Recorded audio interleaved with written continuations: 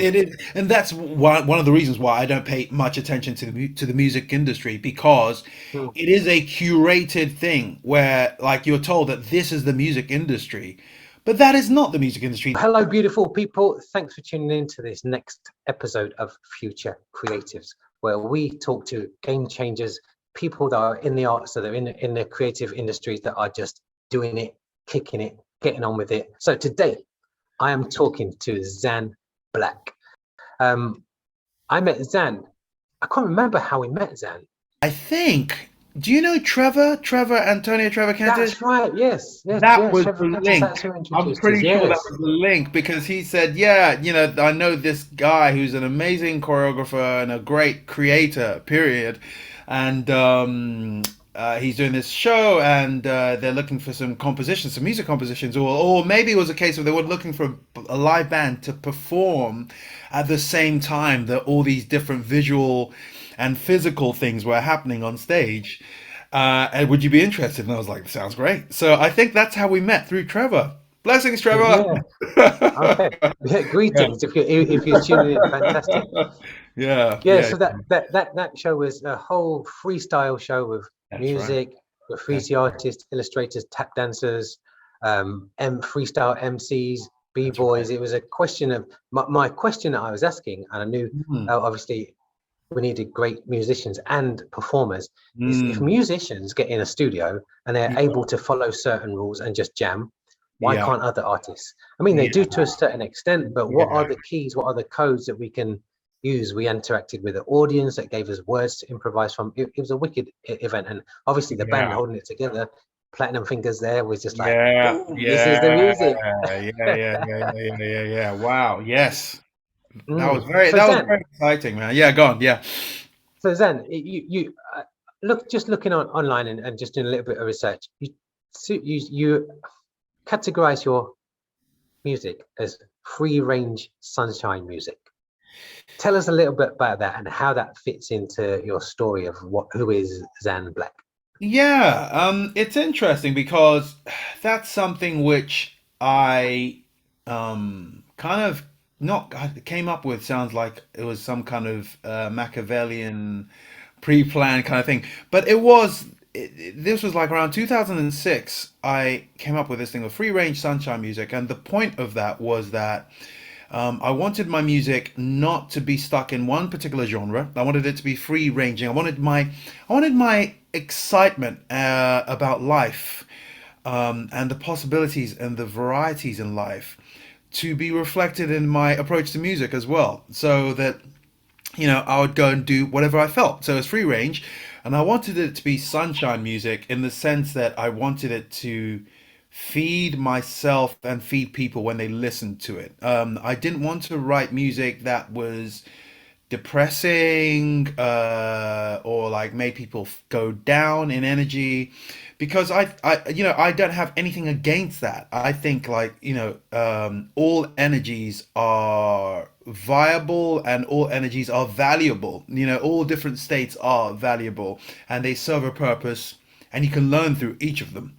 But Mm. for me, I knew that where my energy resonates is with joy, with inspiration, with expansion, as opposed to constriction, with abundance as opposed to scarcity. Like, that's where I vibe with. So sunshine didn't always mean it was always super, super happy. It could be like, kind of, as I used to describe it, it could be dusky, more orangey, a bit more dark sunshine. But bottom line, I Mm. wanted it to be things that would, like, yeah, you've had a day at work, you come back home and you listen to this and you go, oh, that I just feel better for listening to this. Yeah. That's what I wanted my music to be.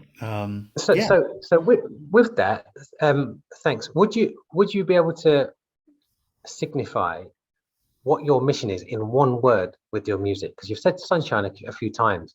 Is there one word that you'd say, actually, boom, this is the mission? Is there one word you can narrow it down to? Um, wow. Okay. Yeah. It's like my brain's going this word. If one word that I was going to say the mission of my music is,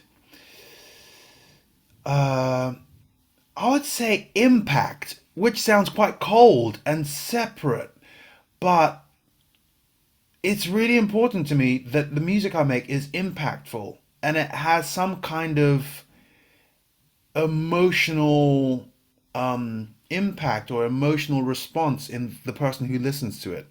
And I can't control that, just in the same way that, a whole bunch of people go and watch the same movie, and the movie is a story, basically. That's the underpinning of that. And that story will be interpreted and felt and received by everybody in different ways. So, but Yeah, like the thing you don't want to do is go to the cinema and go and see the movie and be like, "Psh, I don't feel anything. That didn't mean anything mm, to me." So it's the yeah, same thing with my music. Is like one of the things, like emotion, I guess, is the word in a way. But I want emotional impact on people. That's what I'm looking for when I create a piece of music. and are you okay with that if that emotional impact is negative? Well, because I know you've said I'm at peace sometimes, with that. and I'm and you and you've talked about impact. So sometimes that impact might be like, don't like it. Are you Yeah, cool yeah, with no, that? that's totally cool. Yeah, I mean, like, for me, you can't please everybody, as we know, the old No. saying. Yeah. But yeah, I'm at peace with that. I think the most important thing from me learning about life and about myself is that everything in my belief system starts with intention. And it's not just my belief system, it's something I've learned from lots of different people. So I know that Mhm. my intention was not to have a negative impact on anybody. So Yeah. if other people receive it in that way, that is not within my control. But like I know Mm. the key thing that I must do is ensure that the stuff that is within my control, which is my intentions and what I was doing when I was creating it, that is aligned with, like, what the kind of person I want to be and the kind of energy I want to share into the world. So Yeah. if people hate it, that's fine. In fact, I think that's again goes back to the same thing of it's better for me to have a piece of music that people hate, um, or love, or even just a whole hate, but like than to have a piece of music that people are just like, yeah. I'd rather That's the that, worst. yeah, just like, have some kind of impact. Yeah. Yeah, yeah. I often say, when if I read a critic's review or something like that, well, first of Mm. all, if somebody says they don't like it, oh, could you do this? It could be bad. I'm like, go and make your own, Yeah, right. and go and make That's your true. own. Study That's for years to learn the craft and make your own. true. But also, I have a thing that critics say when they critique something. It's like critics are just people that wish they had the cojones to do what you do and Yeah. be criticized. They're just those people. It's like they built their careers on opinions. Great, Yeah. but there's a time and a place for everything. So we're going to go Yeah. into a quite a quick fire round where Yeah. they're Sure. really quick answers. Okay. How would you describe yourself in one word? Universe. Universe. Hmm. One thing that you're bad at. Hmm. Oh God. Timekeeping. Timekeeping. Okay. Is there a song that you wish you had written? You've heard it and you're like, damn, that's good. I wish I'd have written that. Is there one song? No. No, because you No. write them anyway, right? I just like, that's their gift and my gift is my gift, and I'm just grateful that I got the opportunity to hear it. And yeah, I'll just say this: September, Earth, Wind and Fire. I just think that piece of music is like the emotion of joy, and like just Mm, an infinite joy just put into sound. That's what mm, that song is like for me. When I hear it, it's just like, how could they capture so much joy, the emotion, the essence, the spirit, the energy, the vibration of joy, and just put it into sound? It's just like September, Earth, Wind and Fire, killer, killer. Yeah, so there you nice, nice, nice. go. Okay, Yeah. so what would a word or a Yeah. phrase that an enemy might use to describe you? Boring. Cool.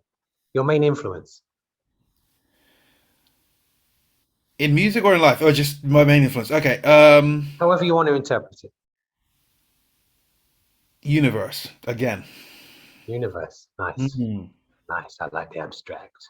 Okay, we'll go a little bit more freer again now, just because I like to change the dynamics of it, just so when people are coming at different parts of the interview and the podcast, they can be like, like this section. So a little bit more free flow stroke improv like we were doing before. So other than music, is there anything else that you're really good at? Blow your trumpet or play your keyboards, whichever you want to do. Is there anything else I'm really good at?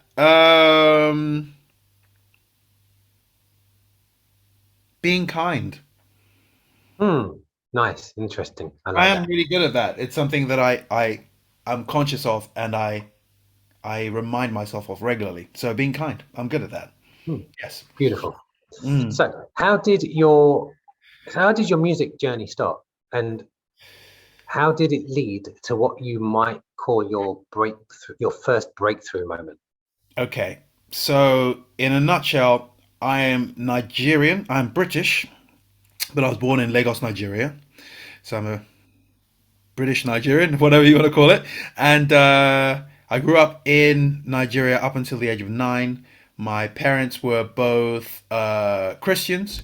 The Christian tradition in Nigeria is varied, just as there are many different ethnicities and different ways of doing things. But one of the things that happens is that you get something which is, I guess, similar to the Pentecostal Baptist, um, if you want to call it happy clappy kind of church vibe, where you people take things very much more literally and very much more like from the Old Testament as well as the New, but the Old Testament, like, okay, build your own church. So which wouldn't happen in Europe. It'd be like you don't build your own church. You have to Hmm, go through the seminary and like learn to be a priest and so on and so forth. But like my parents built their own church, and part of the vibe of church is music. Music is very important. So as a 4-year old, 3-year old, or from whatever, from whatever age I was, the coolest people in church, as far as I was concerned, were the people who could do things that not everybody could do. And the hmm. musicians were the people who could do things that not everybody could do. So they would play, it would be more like rhythm percussion. So congas, conga drums, bongos, handbells, all that kind of stuff, as opposed to harmonic instruments. So I wanted to learn that. So I started doing that from very young, probably 3, 4, I don't know, something like that anyway. And started Hmm, like, hmm. bugging those guys and learning. And I never looked at myself as being a musician. It was just that that was the thing that those guys could do, which not everyone could do. Then on top of that, I also heard some other cool people who were doing something which not everybody did. And I thought, what is this thing? They're like, we're all singing this song, and then there are these people who will sing this the same words, but they'll sing this other way, and it makes it sound nicer. Later to be discovered as harmony. So like these guys were Harmonies. harmonizing. So I was like, okay, there's this other thing where you can do this thing. So and they would like improvise with it. They wouldn't necessarily stick in one way. They'd do it different ways. And I thought that's cool. You can be cool that way. So I was always looking for ways to be cool, basically. So that was the beginning of my journey. Came to the UK when I was just gone 9. And actually, it's not something I talk about very often, not because I hide it, but just it doesn't crop up. But my mother died just around that period of time, and it was a pretty hardcore thing because at the time there was like there's always been like I guess people who are violent, who are armed robbers and things like that, and like these guys came to rob our house, and through that experience, that's how my mother died. So it was a Oh, um sorry, yeah. sorry to hear that. Yeah, no, it's okay. It's okay. These things happen in life, and there are reasons for them. But like through that experience, my mother and my dad had already been speaking for a number of years that they were planning when I was at college age to send me to either the UK or send me to the US. When this thing happened, I came across to the UK because my father felt it was just a bit volatile in Lagos at the time, and took me out of it. So I came here and started going to school, and from going to school here, music dropped completely out of my life because, as in, like I listened to it on the radio or whatever else, but I never looked at myself as a musician. It wasn't my career path, so I was like, well, whatever, so I just like got on with like adapting, speaking English better, getting used to this idea of like all these kids going nuts about this thing called chips, and I was like, what is this chips thing that kids are going nuts about? And I was like, oh right, fried potato, okay, cool. And about 16 or so is when I was singing, I was messing around, I'd be listening to people like a lot of R&B, I guess. So a lot of Teddy Riley, and all the like the things that came out of Teddy Riley. So Guy, people like SWV who do stuff with, and like I don't know, Freddie Jackson. I guess I used to listen to, which has nothing to do with Teddy Riley. Johnny Gill. So I was listening to that kind of R. Kelly. Dare anybody say it these days? But like all those kinds of guys, Mariah Carey, Tony Braxton, la di da di da, listening to that, and I'd sing along with those things. And the thing, I guess, which Teddy Riley, myself and my good friend identified about Teddy Riley, was that he just had these melodies which were very catchy. So I was really into that. I got very much into the idea of, okay, I like melodies that are catchy, and I'd make melodies up. And that was the beginning of that kind of thing. And then I met a friend of mine at school who played piano and whatever else. And he said, I'm producing this tune. I've heard you're singing and I think it's good. He was like maybe a couple of years older than me, Malaysian guy. So we came to London. I was going to school in Kent. And it was like, oh my God, we're going to a studio in London to record. And I was like, oh my God. So he wrote this piece of music. I wrote the lyrics and the melody. We came to the studio, recorded, and nothing came of that. But it was the germ, that like was like, ooh, okay, this is interesting. And when I left school, long story short, I kept going. When I left school, I came to London then, and I don't know how the hell I ended up this place. I turned up in some place where it was in Earlsfield, South London, and I turned up to some place where on a Sunday or something like that, there was a guy called Jude. He used to just have this open studio thing. He was just a hustler, this guy. He just had this open studio thing, and people would just turn up and just sing. And this is around the time of Boyz II Men, Jodeci, whatever else. So everybody wanted to be Boyz II Men, Jodeci, and whatever else. So you get people singing, you get 4-part harmony groups, 3-part harmony groups, people coming solo, and everyone would have a go. And it was just cool. And from there, there was a band that was there called Smooth Society, SMOOV Society. So there were 4 guys. I say band. I knew the V was coming. Right, you know that, you know what I mean? So there were 4 people in the band. I came with 4 people in the singing group, and they would do Shy or something. And if I ever, and they'll do all this stuff and blah blah. So I came there, sang, and they kicked someone out of the band. They were just kind of cold when you think about it. But there was one guy, to be fair, with all blessings to the brother, he couldn't hold his harmony. So they kicked him out. And they said, hey, do you want to join the band? So you want to join the band? So I was like, yeah, sure, I'll join Smooth Society. So I joined Smooth Society, and then that lasted for a minute. We stayed together, and someone else came in, and then this happened, and whatever else, and it did what it did. Then myself and one of the other guys from Smooth Society joined another guy, and we formed a trio, which I can't remember what the hell we called ourselves. And then that happened, and then that went, and after that, I thought, do you know what? I think I'm going to be solo. I just want to do my thing by myself. And on top of that, I don't know why. I think maybe because of what happened with my life and my mother passing, and me when I came here. When I came to the UK, I was in boarding school, and I remember very clearly thinking, I can either be like the guys who are crying because they miss home, or I can go for it. I'm gonna I'm not going down. I remember thinking this like probably about 9. I was like, I got these 2 ways, and that's not to say the guys who are missing home, there's anything wrong with that, but that's just how I felt at the time. And I was like, no, man, I'm gonna go for it. I was like, no, I am not gonna cry and do. I tried it. I tried it one time, and then I was like, this doesn't feel real to me. And I was like, nah, I don't feel like that. I'm gonna do this, and I'm gonna go for it. So when it came to later on in life, when I decided I was gonna go solo, I was like, I don't want to do this thing of I write the lyrics, I write the melody, and then I have to wait for a producer, and I have to go to someone, and they'll say, "Oh, in 2 weeks' time," blah blah. And I was like, "Nah, man." So I bought a secondhand keyboard from someone who used to come and take vocal lessons from one of the guys in the band, and paid him in chunk. I bought it for 150 quid. Kawai K1, my first ever keyboard, and I bought it like, okay, I'll give you 50 quid this month, then 50 quid next month, and I got this thing. And if you told me where is C on the keyboard, I wouldn't have a damn clue. And I just started like just messing around with this thing. And then I got a bank loan, I got a job, I got a bank loan, and I bought some studio equipment. And that was the beginning of my journey, really, like as in like making music for myself.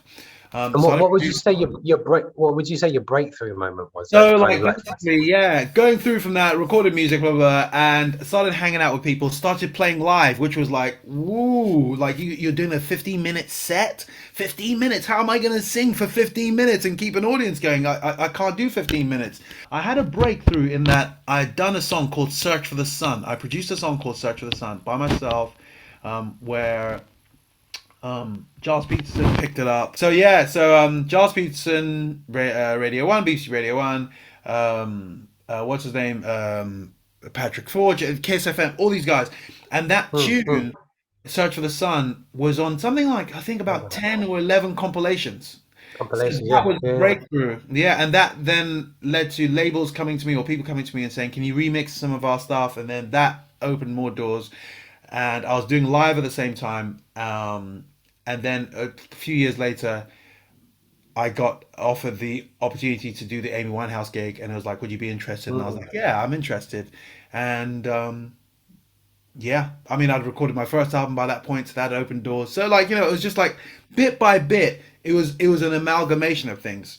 And to get to the point that I'm at now, I always do this when I go to master classes and I give a master class, or a sharing session.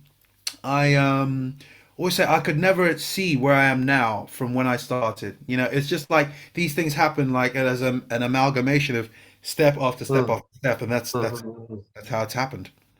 mm. Amazing. So, what would you say your musical highlight was?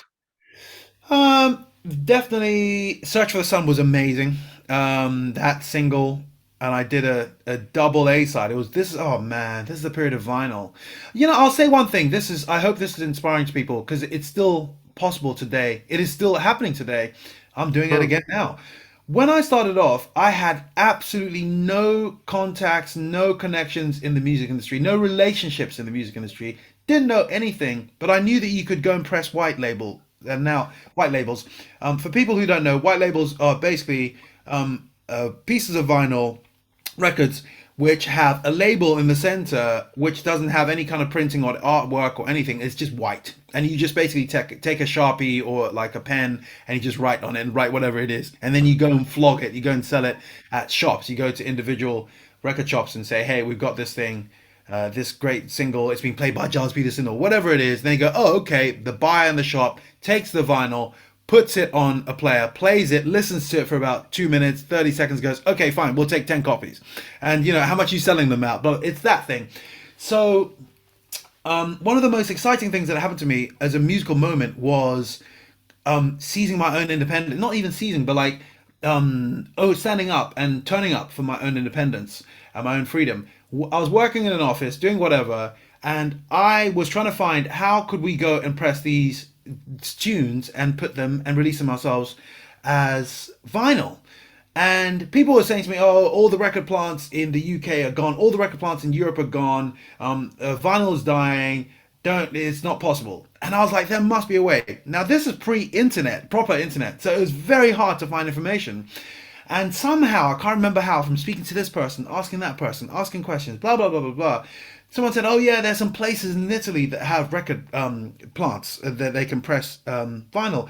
And I was like, "Italy, man!" And again, this is not really. This is like pre EasyJet, Ryanair, easy flying. So, do you know what I mean? So I was like, Italy was like, Italy? How am I going to get in contact with Italy? There's no WhatsApp. There's none of this Skype. There's none of this Uh, stuff.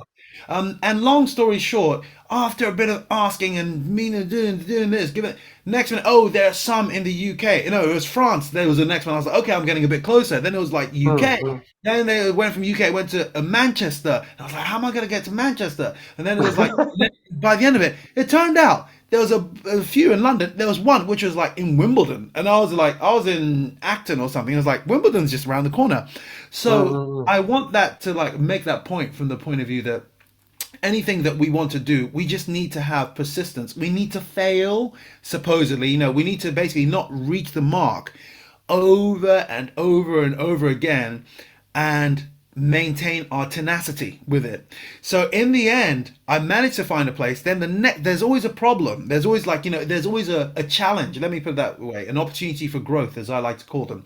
And it was like, okay, well, pressing plants will only do a minimum run of 1,000 or 500. And it's like, we can't afford 500. How are we going to do that? They go, well, we do test pressings, which is something which will do a run of 50, so you can go and check that the quality is right, and you can give that to DJs and check things out. We say, oh yeah, we'll do a test pressing of 50. We'll definitely come back for $1,000 with absolutely no intention whatsoever.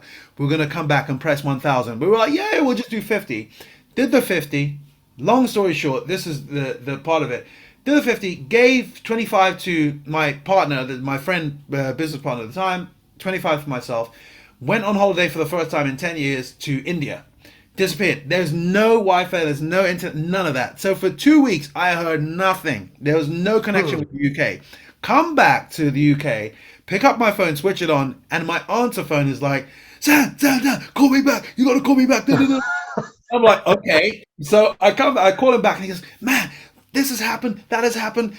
This record store wants to buy this. It's been played on this record station, and that was just like Mm, such a moment. That was like, mm, mm, wow. mm, I didn't know anybody. It started off with like, there are no record plants, and then it got to that point. It was like things are possible. So that was a really that was the beginning of the idea of actually can do this, can do mm, this. mm, That was a mm. major moment. Yeah. Amazing. So I'm going to go conversely now, the opposite end. What's the musical low light, if you have any? Yeah, so I did my second album, To the Heavens and Beyond, and I had been a gigging musician for a period of time, because I've been doing the stuff with Amy Winehouse and just doing my own stuff as well. Then I thought, I haven't been in the studio for about 3, 4 years with to record my own album. So I did it, and I put every single bit of energy and will for success and everything into my second album. I flew to Tokyo and just I'm a hustler like this. I love being a hustler. I turned up in Tokyo and I was just like, I'm gonna go and just speak to all these different labels randomly. Did all this stuff, was certain that this album was going to be great, and it just didn't happen. It didn't get signed. Nothing Mm, happened. And I went into a depression after that. I just went into this like, for about, I think for a good 2, 3 years, I was wow, not my usual self. Like, for about a wow. good 2, 3 years, yeah, it took me time to come out of that. And it was horrible, but it was also the thing that gave birth to the next period of my life, and it's what led me to being me Mm. today. So Yeah, yeah, it was, yeah, yeah. that was just like, It's like, wow. it's like before you were obviously talking about failure and the opportunity to fail. And Yeah, I always ask people, what's the opposite to success? And people say failure, and I say no, that's part of success. It's yeah, part, you have to fail to be yeah, successful. yes, So in that same way that the thing happened to you, I'm sure there's thousands of musicians that happens to, where they put their heart, their soul. It's like, this is amazing, and nothing happens. What would you say would their best? How would you say to help them react or respond to it, to actually keep going, rather than what are some of the things that went through your head, or the things that people said to you that inspired you to yeah, actually, let's just get out of this, let's keep going. yeah. The way I, okay, extroverted, but I'm introverted. Okay, so what I mean by that is I'm extroverted in the sense of I love meeting people and I like speaking to people. I'm not shy to do so. But I'm introverted in the sense that the way I tend to solve my problems, my mental problems, is by myself. So it's not Mm. normally like I reach out to, hey, ask this person, ask that person. But the thing I would say, so that the way I pulled myself out of it was through watching a lot of things. Actually, yeah, it was extroverted in that way. I watched a lot of stories of other artists. I read a lot of autobiographies, and I saw that, ooh, there are a lot of people who go through challenges, who are brilliant artists, who should have had their success, who should have this and should have that, and I didn't feel alone then, and I didn't feel Mm. like Mm. I really felt like I was a failure. That was the thing about it. I felt like, oh man, I failed. You start doubting yourself. You start going, well, I thought that my stuff was excellent, but maybe it isn't that good after all. Actually, maybe I'm not that good actually. And that kind of internal dialogue can start off. But the lesson I learned from that process was that the mistake, or not mistake, sorry, the thing that I did that led to my pain and suffering was that I was very attached to the album, and I was very attached to the idea that this was going to be successful, and somehow Mm. this success was going to make me a happier person. That was the thinking that, like, when that didn't happen, I was so attached. I was so bought into that idea, and I was so, like, dedicated to it, that when it didn't happen, it was like, well, what have you got left? Mm. Mm. Mm. Mm. And on top of it, I emotionally completely drained myself. So yeah, it was one of the ways I can look back at it now is that everybody has a physical immune system, but I think of it that there is also an emotional and spiritual immune system. And if you Mm. drain all your vitality in those areas, you have no immune system left. So if something bad happens to you, you don't have that resilience, that thing that goes, oh, something bad has happened. Oh, well, I can bounce back. I've got a little bit of, like, reserve to, what do you call it? If you drained it Mm. completely, being like, I'm pouring everything into this, then you're empty. So I would advise people to not get so attached to it. Be attached to it, but understand it's a thing. You've written this collection of 15 songs, this collection of 4 songs for your EP, whatever it is, but there's more music inside you, and it is part of your Mm. journey. So if these 15, which you thought were great, aren't recognized now, there is more for you to do. And on top of that, you may find that those 15 that are not recognized now, in 5 years' time, might be heavily recognized. So, Yeah. Yeah. Yeah. Yeah. Yeah. like, Yeah. take it seriously, but don't take it too seriously. like Yeah. that, yeah. There's this guy that I follow called Seth Godin, and he Oh yeah. talks about pick yourself, do your make, rather than being waiting to be picked or being acknowledged that you're an artist, that you're good. Actually pick yourself and have that Yeah. confidence to share your work. But one of the key things that he says is be prepared to put your work out there and say this might not work. Yeah. It Yeah. might not work. And then Yeah. if it doesn't work for for some people, there's like 6 billion people on the planet. Not everybody's Yeah. got access to music, but Yeah. somebody is gonna like it, rather than those Yeah. people you thought, they're gonna love this. But Yeah. actually, as you're saying, they might not love it now. But actually, find the people or find your tribe that actually do it. So there's lots of ways for people to get out of that, out of that rut where it's like, oh, I failed. And I think one of the important things that I've learned is that failure is the pathway to success. It It's is. just that you learn so much from the It failure, is. because at school we're always told failure is a bad thing, but actually Yeah. when we're in this business, use the creative economy, failure is so vital, because if Yeah. you're I not mean, failing, you're yeah, not really doing anything exactly. And, really like, exciting, are you? even the concept of failure and mistakes, I always think, like, basically what a failure is or a mistake is basically an outcome that has happened that you did not expect or did not Mm. plan for.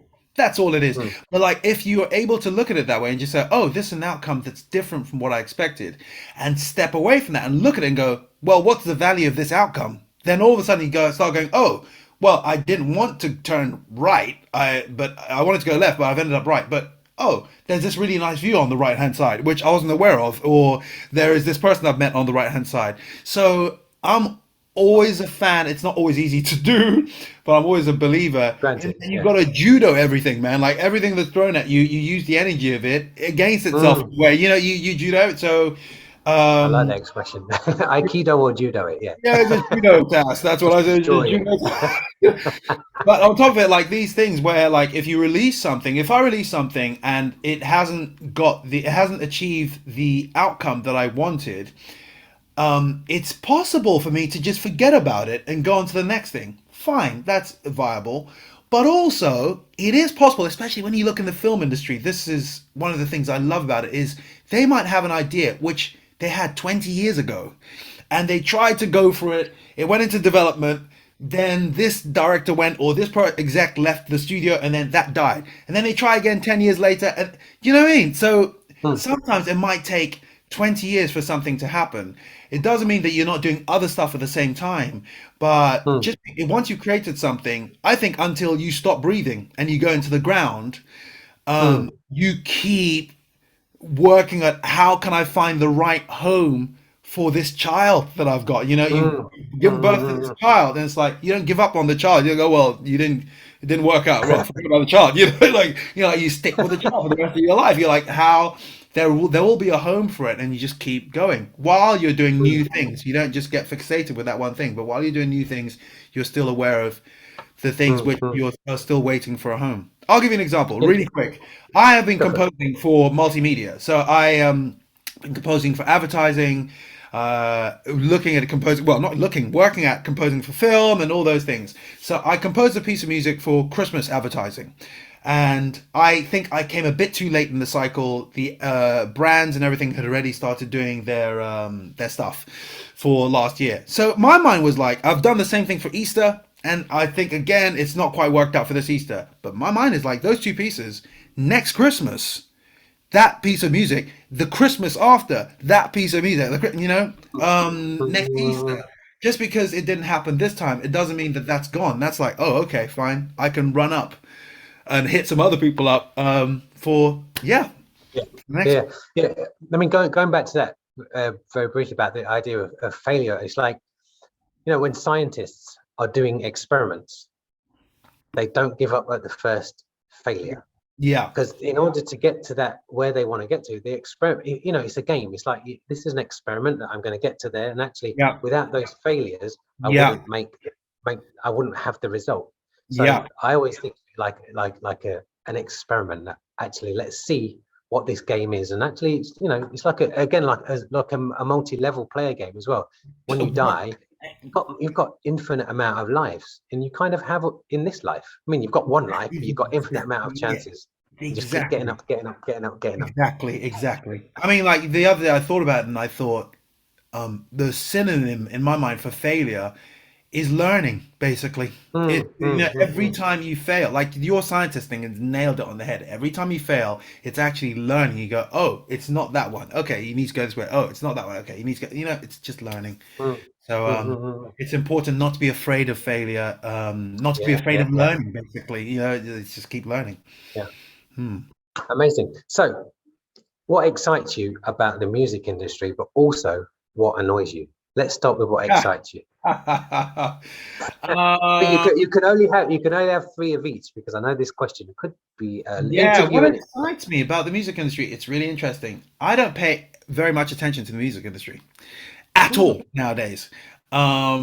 And the reason why I don't pay much attention to the music industry is because I think there is a lot of smoke and mirrors in mm, TV and all of it. In fact, when you've been in it and you get behind the curtains and you see what's actually happening, it's a lovely story that is sold to the general public who are not connected with it. But when mm, you see the actual workings behind it, it's like, man, it's a lot of smoke and mirrors. So I don't pay too much attention to the music industry. Because like there is a particular narrative as well that is like, oh well, the only way you can be successful is that you do your thing, you go to a major record label, you get signed, they do a lot of publicity and distribution for you, you become famous, and that's the story. And if you don't fall into that paradigm or that particular narrative, you can't make it. And for years, I have been successful as a musician, as a live musician, mainly in this case, or collaborating actually, recording with other people. So I just think, like, you have to make your own path, and that's what I'm doing. But the things I would say that are exciting about our modern world that ties in with music is that because we're so able to connect with each other easily now, it is possible to do some really cool collaborations.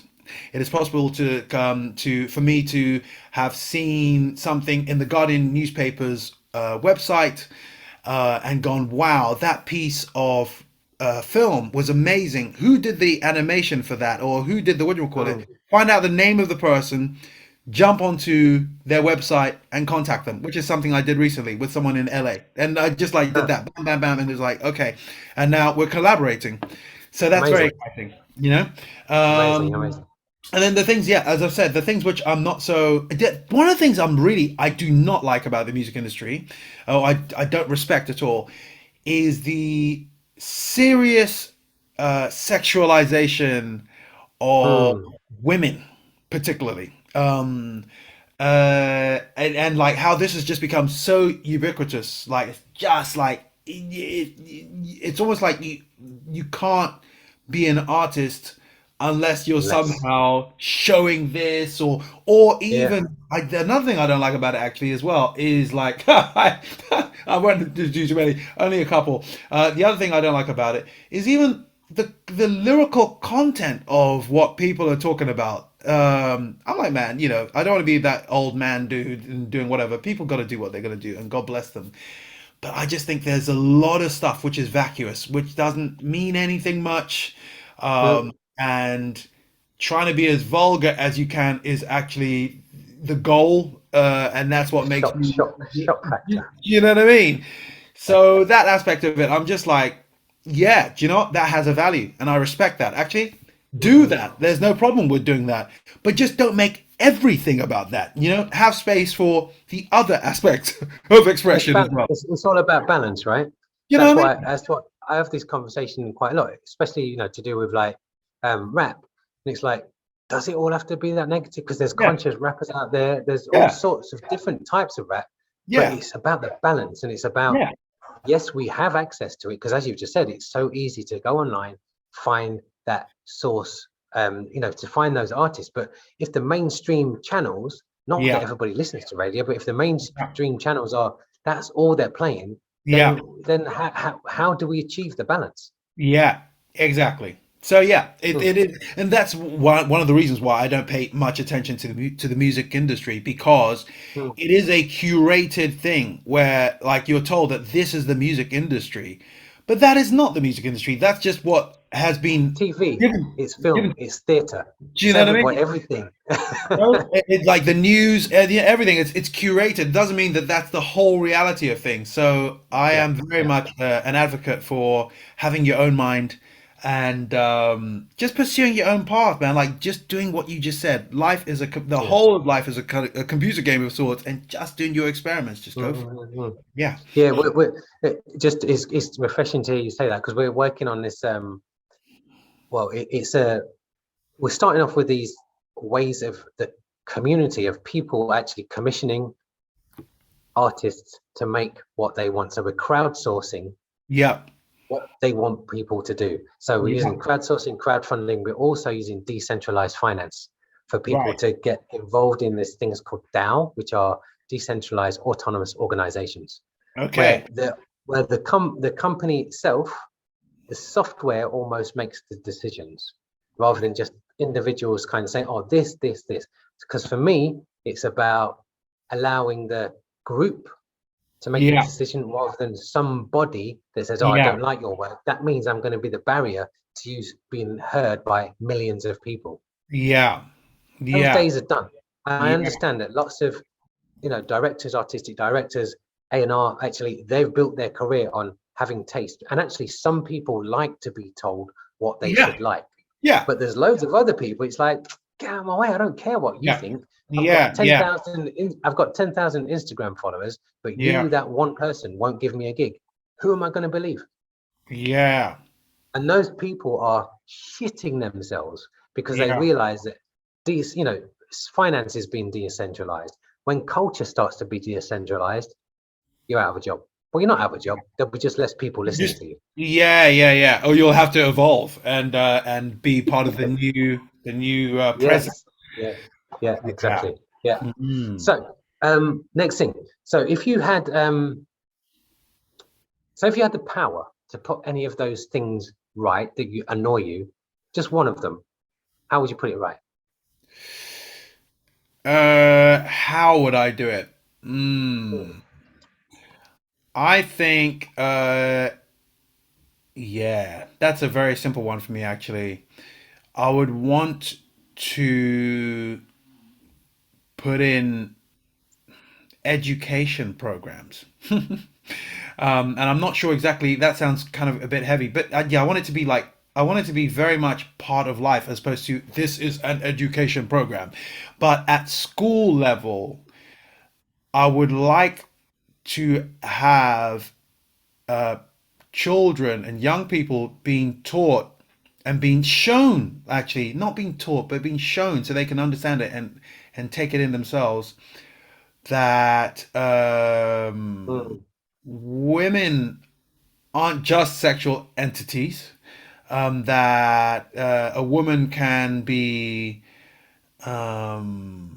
has value, uh, and is brilliant and can be creative, without having to resort to you have to be sexualized in some way. And likewise, that the boys as well and the guys don't have to look at them that way. They're like there are other ways to see and value women. Mm. I'd want to have way more sexual equality. Mm. Because like I read an article about Mel B, as in Spice Girl Mel B, just the other day. Like someone gave me this. I was getting on the train on the tube, and they gave me this magazine, and it was basically saying that she had been in her last marriage. She had been physically beaten. She'd got to a point where she believed that she was a has-been Spice Girl, that she wasn't of value, and what do you call it, and all this kind of stuff. And what the article was also saying was what a contrast, because this is one of the people who was like the paragons of girl power, like the whole thing of that. And I Good. thought, Yeah. how is Interesting. it that like someone like her, who externally at least exudes this feeling of like I'm strong, I know myself, whatever else, and you can still end up being this lesser woman paradigm. You can end up in that same situation. I was like, man, that is crazy. Gender pay gap. It doesn't make any sense to me. All this stuff. I'm not like some super feminist or something, but I'm just like, Mm. I like everybody to have an equal crack at things. That's just how I feel about it. Whatever color you are, whatever, religion you are, whatever sex you are. Yeah. And the one which I see around me, and as a father of two daughters as well, the one that I see around me is like, what is this nonsense about women are less somehow? It's like, no. Mm. So I would like to put in programs in the music industry that means that like the people who are going to be the next level of execs and A&Rs and things in the music Mm. industry. I Mm. think, hold on, and the marketing people and so on and so forth, as well as the artists and creators. Hold on, we can do this in a different way. And there's some people who are just gonna like be sexualized people. That's just how their energy is, and that's cool. Do your Yeah. thing. But like Yeah. not Yeah. every single person. Like 1 second Taylor Swift starts off being very clean, what you call, and then next minute it's like this, and it's like, no. Stop. Well, Enough already. they've got to pay back their advance, right? Yeah. But it's like, come on. So that's I'd like to like help people free themselves and not like get trapped into this thing of like this is the way things have to be done. Yeah. I'm just wondering, Xan, is there, because I know you said, so, the cloak and mirrors, the cloak and daggers. Just from what I was just saying about, paying back their advance, there's a lot of people don't necessarily know about the industry that happens, and almost like you get an advance in your Yeah. contract at the beginning, Yeah. and you Yeah. have to work like a slave to pay it off. Yeah. Hence, Yeah. Prince slave. Yeah. Yeah, can you enlighten people a little bit more Well, about that? I think one of the things which you are very hip to this as well is intellectual property. And I Mm. would, if, and I'm not here to like boost Netflix at all, but I would strongly advocate people to go and check out a documentary, a film by Reginald Hudlin called The Black Godfather, which is about a guy Yes. called Clarence Avant, and it's on Netflix at this point, I believe, but access it any which way you can. But the lesson from that the film that I took was the importance of IP, of intellectual property. So the way that the old system of the music industry has worked has been on the idea that an artist has intellectual property. So a writer, a songwriter, a musician, a creator of pieces of music has intellectual property. And what the record label will say is, well, we can't write music, but you can. So we'll do a deal with you and we'll be a bank, basically. We have money, you have intellectual property. So we will pay you this money at the beginning, which is an advance payment, which you need to pay back to us before you start earning anything from your Mm. intellectual property. We'll give you this money.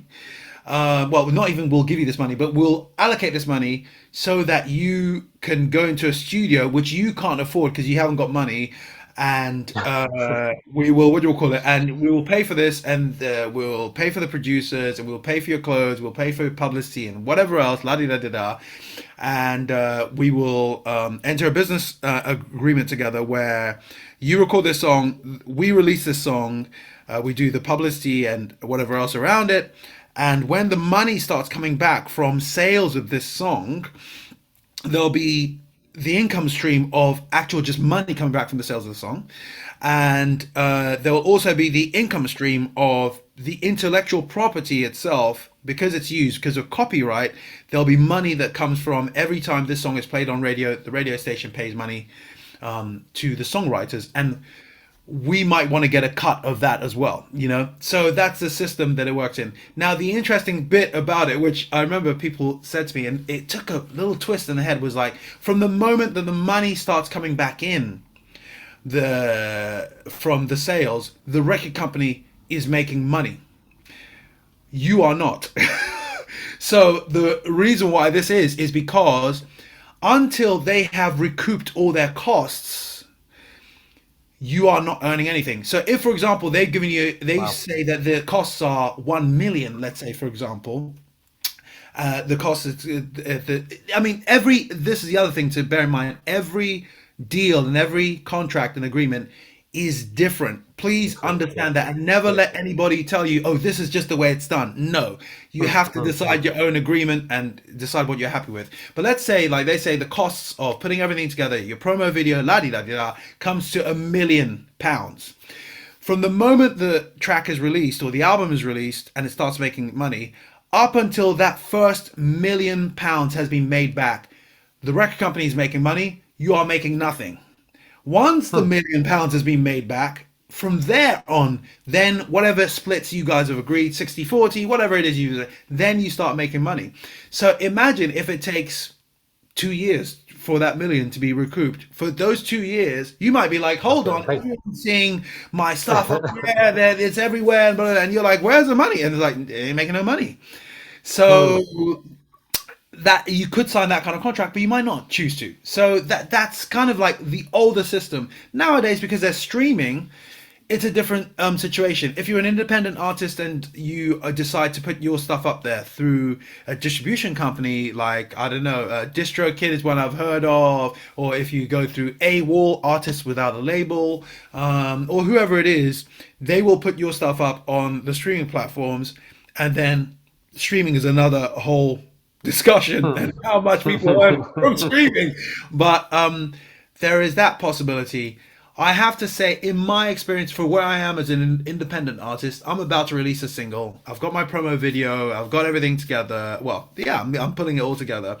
Um, I look at the release of my single as being something which I have hopes will be really successful and earn me bringing me back good earnings because it's been it just goes viral, or it's very successful. It touches a lot of people.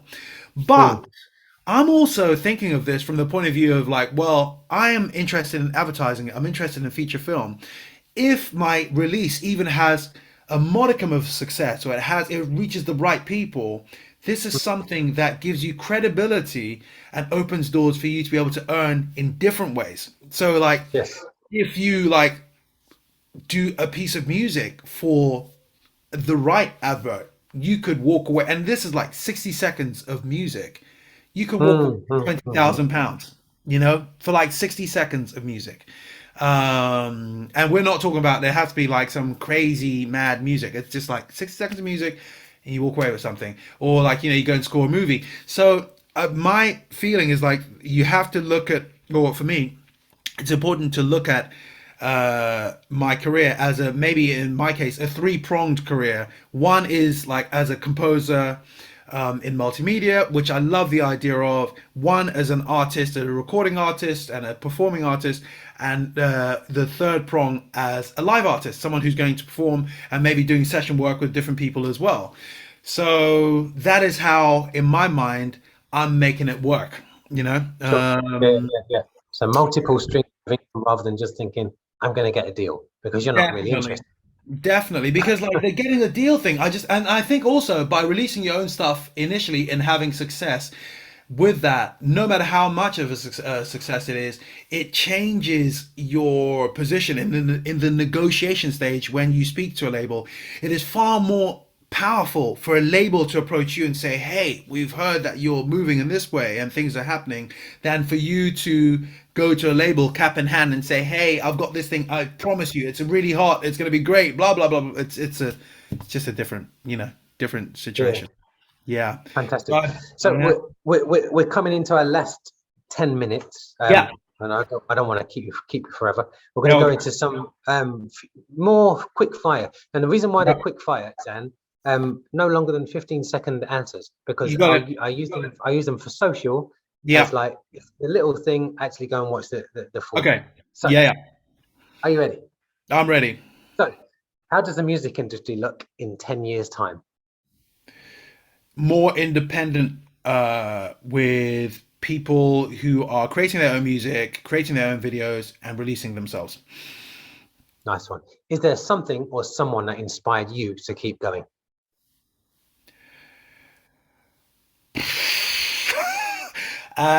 No, I just love this, and this is what I want to do with my life. So I'm going to stick with it. Okay. Should music be political? It shouldn't be political, but it can be and is completely allowed to be political. Totally fine. What would you say, as you kind of alluded to it earlier, what would you say to an artist that's struggling? How can you help them not continue to struggle or become a struggling artist? Because those two words always fit together really nicely. Yeah. I'm really interested in exploding them and asking Okay. people, what can you say that's very quick that you could say to So somebody, avoid this? regarding being a struggling artist, the first thing I'd say is stop thinking of yourself as struggling, and understand that every single stage of what you're doing is part of the journey and is part of your career. It's part of the path. Do not like be where you are right now and do the best you can with the resources you have right now.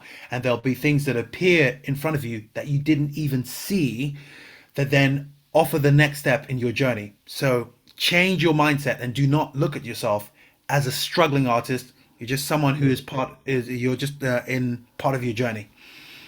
Word to the herd. Ain't that the truth, Ruth? Okay, nice one. Thank you. What's the best thing about music? It touches emotions in you, and you can share it with a bunch of people and all feel great at the same time. It connects people and it touches people. Music connects people and it touches people. Okay, so I've got three more questions. One is a little bit more etherical, and actually, this is not a 15-second one. This can be a bit longer. So you've got a magic wand, and you have the opportunity to turn yourself into someone or something for 24 hours. Who or what is that thing, and what would you do in the 24 hours?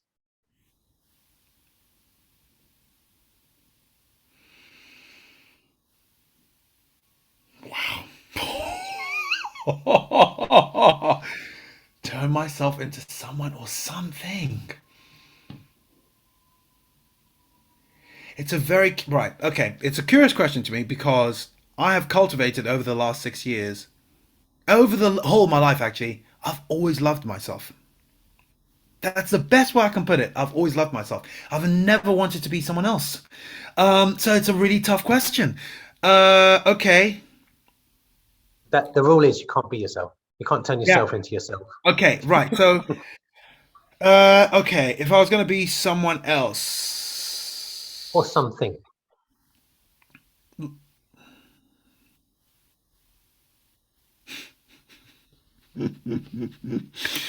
uh, wow, wow. Be some. Okay.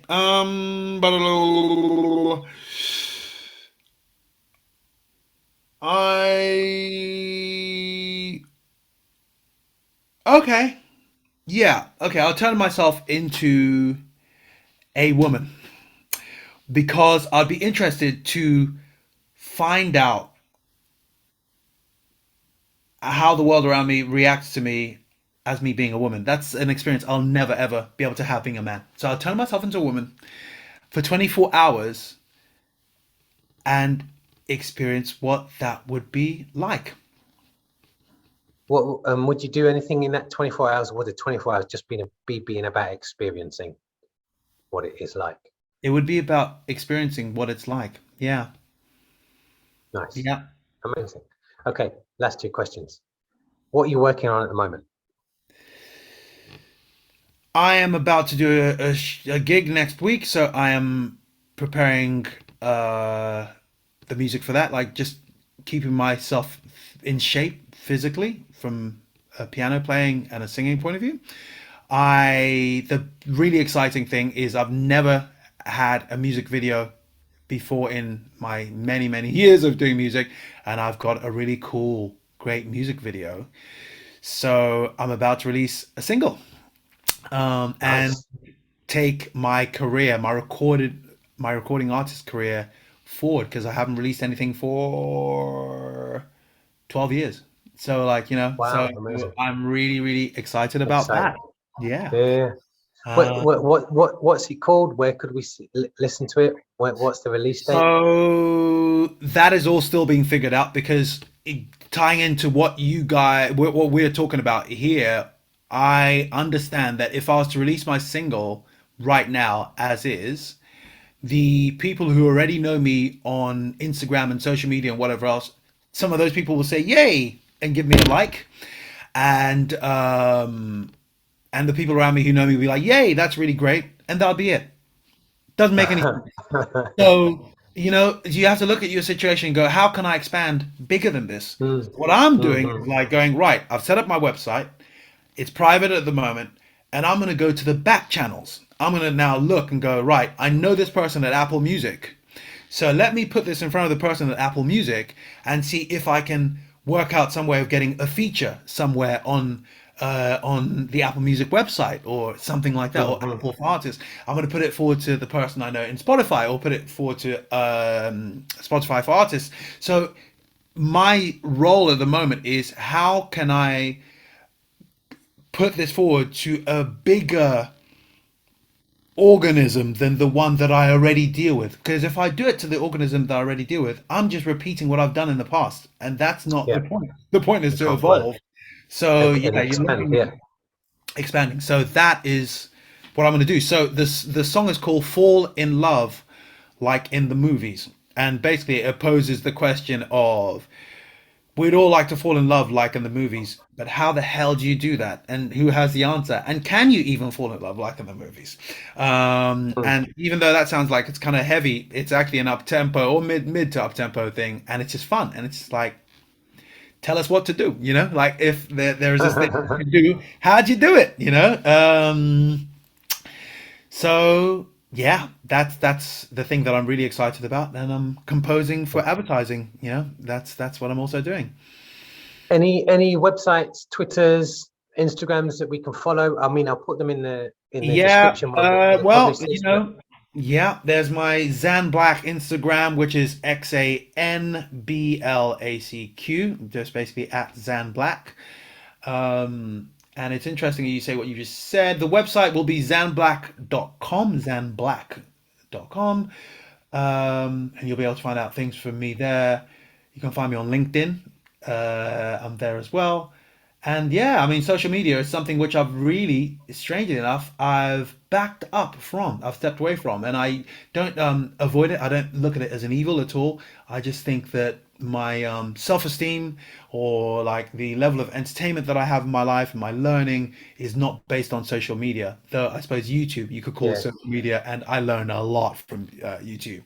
So I yeah, use things like Instagram and things like that now. I use them for when I want to put an idea across to people. I want to disseminate something. I want to let people know about things. So I go on it to get things done, to share something positive, yes. and that's about it. I don't live So, on it. it only becomes overwhelming when you consume all the time. Yeah, If you're yeah, using it to create and distribute, yeah. fantastic. Do you know what I Have you mean? got So that's what have you got a TikTok account? I have got a TikTok account. I've only just got into Yeah, that past that's recently. So going to again, be your that's best another. organic Right, reach. okay, so that's another, yep, at Xan Blacq, that's happening there as well on TikTok. Nice. So, yes. Yeah, yeah, yeah, yeah, yeah, yeah, Good. yeah.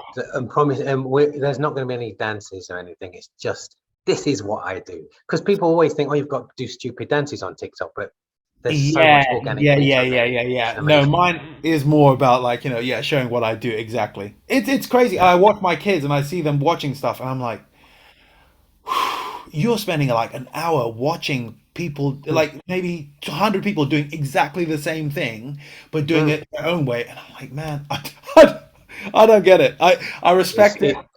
it's called dopamine. Yeah, I mean, yeah, exactly. I respect it. I'm just like, everyone copy everyone else. And I'm just like, no, come on, do something original.